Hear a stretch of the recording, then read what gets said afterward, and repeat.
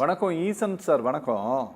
வணக்கம். நாங்கள் அமைச்சகம் கொடுத்த விளக்கத்தை நீங்கள் கேட்டிருப்பீங்க. பத்திரிகையாளர்கள் அப்படி ஒரு கேள்வி கேட்டாங்க. அந்த கேள்விக்கான பதில் தானே ஒழிய நீங்கள் கட்டணம் வசூலிக்கக்கூடிய எந்த திட்டமும் இல்லை. ஒருவேளை வசூலித்தாலும் அது மாநிலத்திற்கு அவங்க தான் அதை பற்றி முடிவெடுக்க முடியும்னு சொல்லிட்டாங்க. எனக்கு தெரிஞ்சு இந்தியாவில் வேறு எந்த ஸ்டேட்லேயாவது இந்த அளவு தமிழ்நாட்டில் நடத்தப்பட்டிருக்கிற அளவுக்கு ப்ரொட்டஸ்ட் நடத்தப்பட்டுமாங்கிறது கொஞ்சம் சந்தேகத்துக்குரியது தான் சார். இங்கே ஸ்டேட் மினிஸ்டரும் சொல்லிட்டாரு, அமைச்சர் நேரு சொல்லியிருக்காரு, நாங்கள் கோர்ட்டுக்கு கூட போவோம் ஒருவேளை அப்படி பண்ணனா அப்படின்னு சொல்லிட்டு.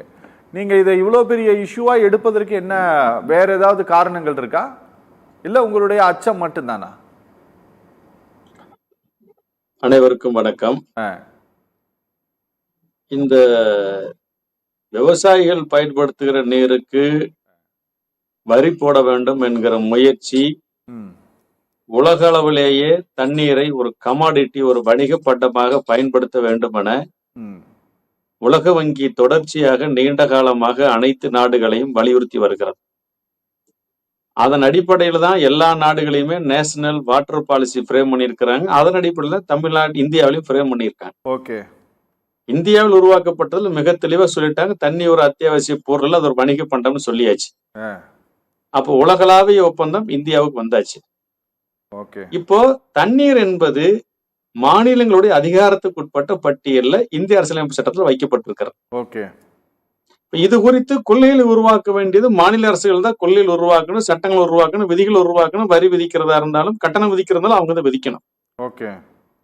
ஆனா மத்திய அரசு என்ன பண்றாங்க, இவங்க ஒரு கொள்கையை, அதிகாரம் இல்லாத துறையில் ஒரு கொள்கையை உருவாக்கிட்டு இந்த கொள்கையின் அடிப்படையில் நீங்க இந்த திட்டங்களை எல்லாம் உங்க பகுதியில் செயல்படுத்தினா நாங்க உங்களுக்கு இவ்வளவு நிதி தாரோம், நீங்களும் கொஞ்சம் நிதி போடுங்க, ஆனா விவசாயிட்ட இருந்து கட்டணம் வசூலிக்கணுங்கிற ஒரு ஏற்பாட்டுக்கு போய் தான் 22 பைலட் ப்ராஜெக்டை அவங்க ஏற்பாடு பண்ணிருக்கிறாங்க. தண்ணீருக்கு கட்டணம் விதிப்பு விவசாயிகளுக்கு பாத்தீங்கன்னா இன்னைக்கு ஒண்ணு ஆற்று நீர் பாசனம் இருக்கு, ஏரி பாசனம் இருக்கு. இதை விட்டா மானாவாரி விவசாய நிலம் நிறைய இருக்கு இந்தியாவில். அதை தனிட்டா நிலத்தடி நீரை நம்பி கிணற்று, ஆழ்வாய் கிணறுகள் மூலமாக இன்னைக்கு பெருமளவு விவசாயம் நடந்து கொண்டிருக்கிறது. இதை அரசாங்கமே பல இடங்கள்ல ஊக்குவிக்குது. இந்த மாதிரி கிணறு வெட்டுறதுக்கு மானியம் கொடுக்குறாங்க, ஆழ்வாய் கிணறு ஓடுறதுக்கு மானியம் கொடுக்குறாங்க, ஆழ்வாய் கிணறுக்கு பம்பு செட்டுக்கு மானியம் கொடுக்குறாங்க. எல்லாத்தையும் கொடுத்துட்டு கடைசியில் என்ன பண்றாங்க, எடுக்கிற தண்ணிக்கு நீங்க கட்டணம் செலுத்தணும், வரி செலுத்தணும் அப்படிங்கிற ஏற்பாட்டுக்கு வர்றாங்க. ஏற்கனவே வேளாண்மை என்பது மத்திய அரசாங்கத்துடைய கணக்குப்படி 2001க்கு அப்புறம் 3 ஆண்டுகளை தவிர தமிழ்நாட்டில் வேளாண்மை லாபகரமானதாக இல்லைங்கிற அவங்களே புள்ளி விவரத்துல சொல்றாங்க. சரி. தமிழ்நாடு ஏற்கனவே உற்பத்தி செலவு மற்ற மாநிலங்களை விட 40% அதிகமா இருக்கக்கூடிய மாநிலம். சரி. இல்ல தண்ணீருக்கும் வரி போட்ட விவசாயிகள் எங்கிருந்து கட்டுவது? போட்டா அப்படிங்கிறது உங்களுடைய அச்சம் சார். போட்டா அப்படின்ட்டு ஒரு அச்சம்.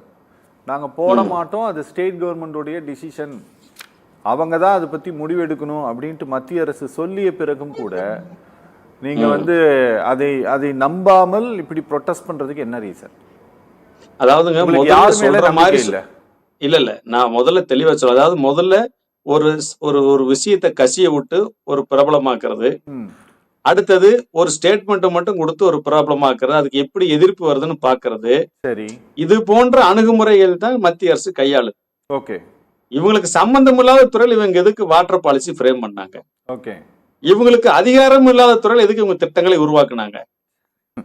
அதுக்கு எதுக்கு 1600 கோடி நிதி ஒதுக்கி இருக்கிறாங்க? அப்ப இது அச்சம் இல்ல, அடுத்தடுத்த கட்டத்துக்கு கொண்டு வரக்கான வேலையை செய்யறாங்க. சரி, புரியுது. இப்போ அண்ணன் சொன்னாங்க, மிக தெளிவா சொன்னாங்க, குஜராத்ல விவசாயிகளுக்கு ஏக்கருக்கு 38 ரூபா வசூல் பண்ணிட்டு இருக்காங்கன்னு. தமிழ்நாட்டில் கூட பாத்தீங்கன்னா திட்டங்கள் செயல்படுத்தப்பட்டது. பவானி சாகர் திட்டம், பரமிக்குளம் மலையர் திட்டம்லாம் செயல்படுத்தப்பட்டு அந்த திட்டத்துடைய ஒட்டுமொத்த செலவு விவசாயிட்டு இருந்து வருஷம் கொஞ்சம் கொஞ்சம் வசூலிச்சு ஈடுகட்டினாங்க. அதுக்கப்புறம் அதை ரத்து பண்ணிட்டாங்க.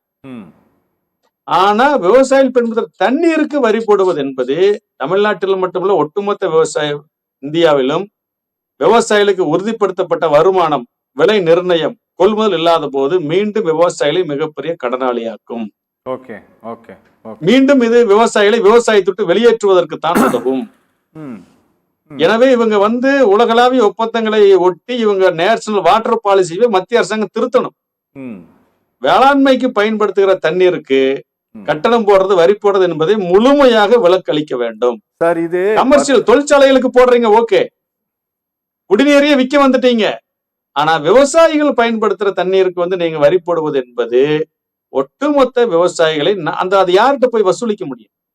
இப்போ ஒரு பொருளை தயாரிக்கிறீங்கன்னா நீங்க போய் ஒரு தொழிற்சாலையில் ஒரு பொருளை தயாரிக்கும் போது அதுக்கான செலவையும் கூடுதல வச்சு, தண்ணீரை பயன்படுத்துற செலவையும் கூடுதலா வச்சு நீங்க ஒரு பொருளை வித்தர முடியும். விவசாயிகள் தண்ணீருக்கு நான் பயன்படுத்துறதுக்கு எனக்கு கட்டணம் போட்டாங்க, நான் பொருளை சேர்த்து விற்கிறேன்னு யாராச்சும் வாங்குவாங்களா?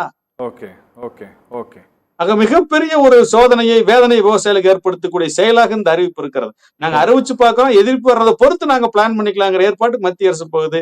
இது தவறானது, வன்மையாக கண்டிக்கத்தக்கது. உடனே எதிர்ப்பு தெரிவிச்சதுக்கு அப்புறம் நாங்க திரும்ப பெற்றுறோம், அந்த மாதிரி ஐடியாவே எங்களுக்கு இல்ல, இதெல்லாம் மாநில அரசுக்கு சம்பந்தப்பட்ட, நான் மாநில அரசுக்கு சம்பந்தப்பட்டது எதற்காக மத்திய அரசு பேசணும்னு நான் கேட்கிறேன்.